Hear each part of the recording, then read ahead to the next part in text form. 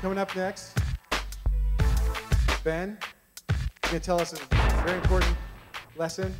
He once had to go get a pillow, 600 thread count pillow for a Hollywood producer. It's very similar to what he's going to be talking about in a moment. Absolutely. Okay, you guys, grizzly bears are like drugs. They look cool. You get the biggest high when you see one. You act totally inappropriately, and they can kill you. I got hooked on grizzly bears when I was 16 in the forest in a national park. This inspired me, it gave me a dream to become a bear biologist. So as an impressionable youth, I wrote to a bear biologist, and he wrote back promptly and said, you only work 6 months out of the year and you get paid terrible. So I gave up that dream, but I kept the passion, and so I'm going to talk to you about grizzly bears tonight. Now, the nature of grizzly bears, on the outside, they look like the high school jock, muscular, strong, everything you're not. But on the inside, they're a total nerd. They want nothing more than to be totally ignored and left alone and just live in their own little world. They never want to see another person. When you run into a bear, the first thing you need to do is identify a bear. Now, nature in her wisdom made it so that a grizzly bear could be blonde or black, and a black bear could be black or blonde. And so you have to identify it based on the hump, which I call the hump of death. Now, fortunately, there are 3 common bear archetypes. Yes, I use the word archetype in a presentation about grizzly bears. Careless bears, angry bears, and death bears. Notice the scale. So careless bears. These are the best kind of bears to run into because they're just minding their own business. They may just do the careless bear stare, where they look at you and they don't really care. This is the most desirable situation.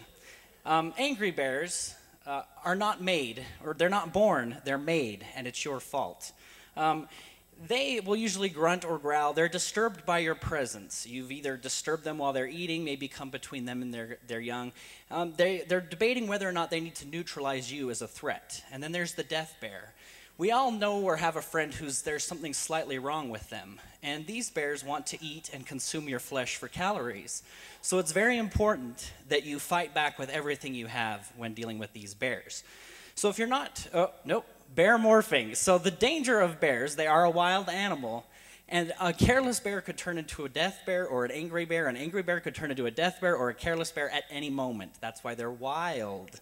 So they could change at any time. So what to do? If you're not Chuck Norris, follow this acronym SAD. This acronym only works with careless bears and angry bears. I'll talk about death bears in a moment. Small, aggressive, dead. This is what you want to do when you encounter one of these 2 bears. So think small. If you come upon a bear and it's agitated or it doesn't care, you still want to look small, be as non-threatening as possible, work around the bear. Just, try to speak calmly, move away. Never run and do not make eye contact. Making eye contact is never, ever a good idea. Now, if the bear runs towards you, this is called a charge. You need to act aggressive. Throw something, look as big and imposing as possible. You want to scare that little inner nerd and basically give it a reason to run away. If you have bear spray, now would be the time to get ready. Now, as soon as the bear makes physical contact with you, that's when you play dead. You curl into a ball, protect your neck, and do whatever you can to stay safe.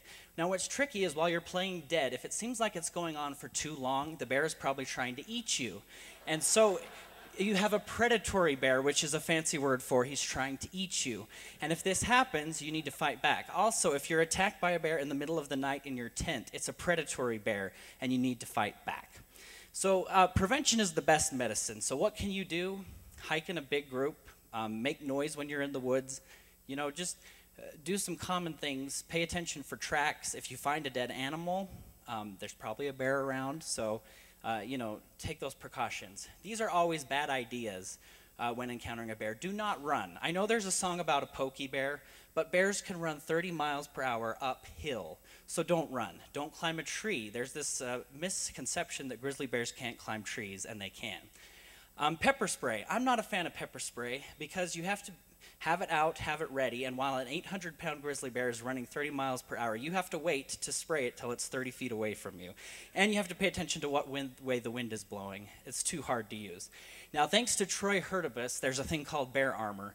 He spent 7 years and $150,000 developing this great thing, and this idea came to him while he was watching RoboCop, go figure.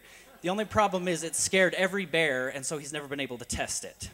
Now, the best news is you're more likely to get struck by lightning than encounter a bear, and most victims have reported little pain during the attack, but terrible pain after the attack. So, go figure. Finally, if you have any other questions about bears, feel free to contact me. If you've enjoyed this presentation, I am looking for work right now, so imagine what I could do for your company. And remember, folks, bears are like heroin. They're a total rush until you wake up with your face mutilated in a pool of your own blood. Thank you.